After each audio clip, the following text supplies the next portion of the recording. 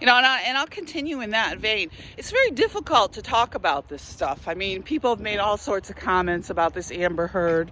It was rehearsed or she's lying. Let me tell you something, how difficult it is to talk about this stuff, especially if you're in shock.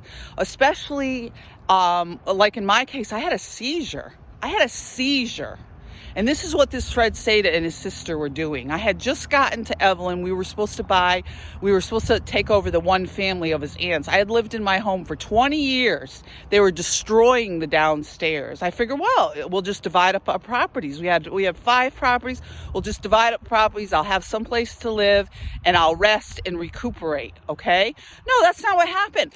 They're trampling through the house. The cops are making accusations. And they all knew it was a lie. You're crazy. You're a whore. And this is what DeLuca and Saita and this Karen Ross and this Holly, this is what they were doing at Bosco's and Shooters. That I was a whore, that they were just going to throw money at me, that,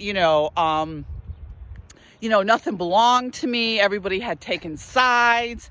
And I was like, my God, I haven't even seen you. I went to high school together. So now I have his aunt showing up and telling me that I better be careful. I better stop talking.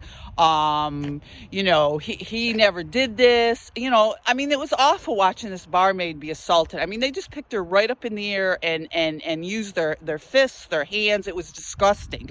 And, it's very difficult to talk about these things.